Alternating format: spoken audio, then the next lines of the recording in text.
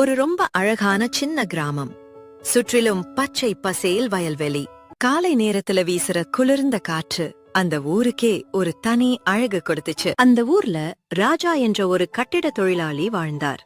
பணம் அதிகம் இல்லனாலும் ரொம்ப நேர்மையான, கஷ்டப்பட்டு வேலை பாக்குற மனிதர். இன்னைக்கு வேலை செய்யற இடத்துல ஒரு பெரிய அதிகாரி பையனை பார்த்தேன். நல்லா இங்கிலீஷ் பேசுறான். எனக்கு மனசே ஒரு மாதிரி ஆயிடுச்சுடி. ஏன் மாமா, என்னாச்சு? நான் படிக்கல மல்லிகா. அதான் இன்னைக்கு உடம்ப வருத்தி வெயில்ல கஷ்டப்பட்டு வேலை செய்யறேன். ஆனா என் மகன் அப்படி இருக்கக்கூடாது.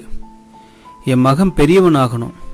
நான் படிக்கல, ஆனா அவன் கண்டிப்பா படிக்கணும். உங்க உழைப்பு வீண் போகாது மாமா. நம்ம பையன் உங்கள மாதிரி கஷ்டப்படாம நல்லா படிச்சு பெரிய ஆபீசரா வருவான். ஆமா மல்லிகா, அவனுக்காக எவ்வளவு வேணாலும் நான் உழைப்பேன். அவனை இந்த ஊரே பாராட்டுற அளவுக்கு பெரிய ஆளா ஆக்குவேன். ராஜா காலையில டிஃபனை சாப்பிட்டு முடிச்சதும் அவரோட அந்த பழைய சைக்கிளை எடுத்துக்கிட்டு வேலைக்கு கிளம்பிட்டார். இதுதான் ராஜா தினமும் காலையில வந்து கஷ்டப்பட்டு வேலை செய்யற அந்த கன்ஸ்ட்ரக்ஷன் சைட். ஏய் ராஜா, தினமும் இப்படி கஷ்டப்பட்டு வேலை பார்க்குறியே. நமக்கு கஷ்டம் என்ன புதுசா முருகா? மகன் நல்லா படிச்சு பெரியவனாகணும். அதுக்காக இதெல்லாம் செய்யணுமே. ஓ கஷ்டத்துக்கு ஒரு நாள் கண்டிப்பா நல்ல பலன் கிடைக்கும் ராஜா.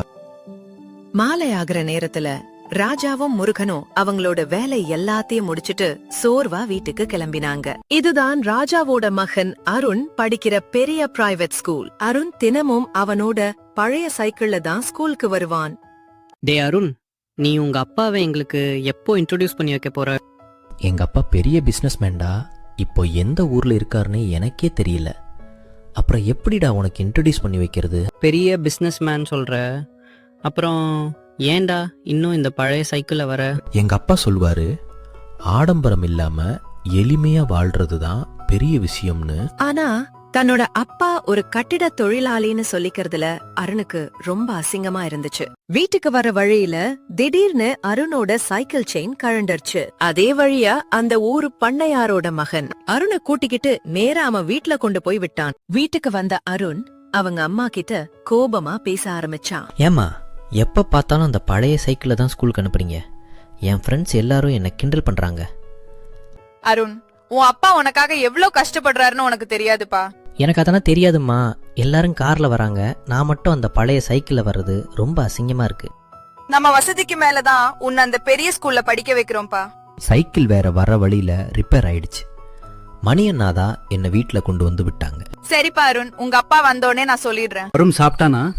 சாப்பிட்டான், ஆனா ரொம்ப கோவமா இருந்தான். என்னாச்சு? ஸ்கூல்ல அவன் ஃப்ரெண்ட்ஸ் கிண்டல் பண்ணிருக்காங்க போல. சைக்கிள் ரிப்பேர் ஆயிடுச்சான். நானும் அவனுக்கு ஒரு புது சைக்கிள் வாங்கணும் தான் நினைக்கிறேன் மல்லிகா. ஆனா நமக்கு வர்ற வருமானம் அவனோட ஸ்கூல் ஃபீஸ் கட்டுறதுக்கே சரியா இருக்கு. அடுத்த மாசம் நான் போட்டிருக்கிற சீட்டு பணத்தை எடுத்து அவனுக்கு ஒரு புது சைக்கிள் வாங்கிடலாம். சரி மல்லிகா, அருண் சந்தோஷமா இருந்தா போதும்.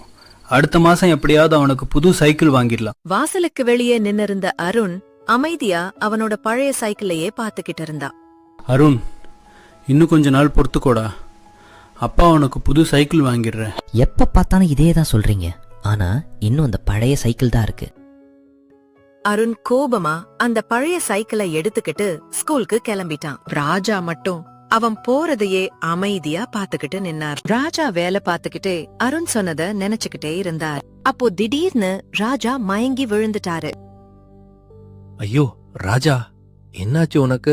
ராஜா எழுந்திரிடா.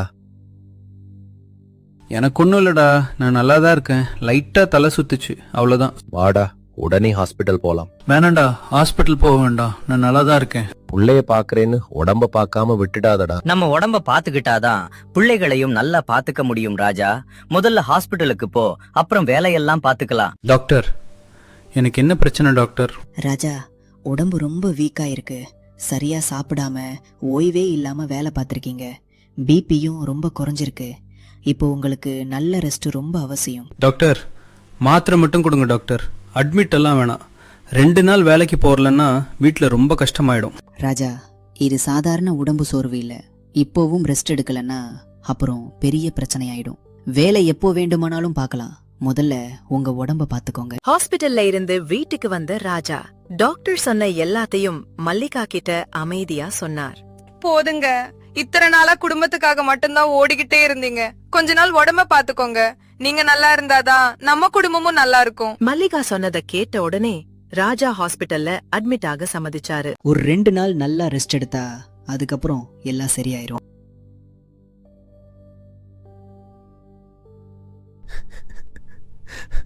எல்லாமே என்னால தான் அம்மா. நான் தான் அவரை ரொம்ப கஷ்டப்படுத்திட்டேன். எனக்காகத்தான் வேலை பார்த்தாரு. உங்க அப்பா உன்னை பத்தி பேசுறப்போ எப்பவும் பெருமையா தான் பேசுவார்தா. ஆனா நீ மட்டும் அவரோட கஷ்டத்தை புரிஞ்சிக்கவே இல்ல. இப்பவாவது உங்க அப்பாவோட கஷ்டத்தை புரிஞ்சுக்கிட்டியா அருண்? இதை கேட்டா உங்க அப்பா ரொம்ப சந்தோஷப்படுவாரு. அப்பா, என்னை மன்னிச்சிருங்கப்பா. என்னால தான் உங்களுக்கு இப்படி ஆச்சு. நீங்க இவ்வளோ கஷ்டப்படுறதையே நான் புரிஞ்சிக்கவே இல்லை. நீ அழாதடா அருண். உனக்காக கஷ்டப்பட்டதை நினைச்சு நான் ஒரு நாளும் வருத்தப்பட்டதே இல்லை. நீ தான் என் பெருமைடா. இப்பவாவது என்னை புரிஞ்சுக்கிட்டியே, அதுவே எனக்கு போதும். அதுக்கப்புறம் அருண் ரொம்ப மாறிட்டான். ஹாஸ்பிடல்ல இருந்து வந்த அப்பாவ அவன் தினமும் நல்லா கவனிச்சுக்க ஆரம்பிச்சான். ஒரு அப்பா தன்னோட பிள்ளை சந்தோஷமா வாழணும்னு நினைச்சு எவ்வளவு கஷ்டமானாலும் அமைதியா தாங்கிக்குவார். ஆனா பல நேரம் அந்த கஷ்டம் பிள்ளைகளுக்கு லேட்டா தான் புரியும். அருணுக்கும் அப்படித்தான். தன் அப்பாவோட காயப்பட்ட கைகள்ல தான் உண்மையான அன்பு இருந்துச்சுன்னு அவன் கடைசில புரிஞ்சுக்கிட்டான். பெற்றோர்களோட கஷ்டத்தை அவர்கள் இருக்கும்போதே புரிஞ்சுக்கோங்க. ஏன்னா அவர்களோட அன்புக்கு சமமானது இந்த உலகத்துல எதுவும் இல்ல.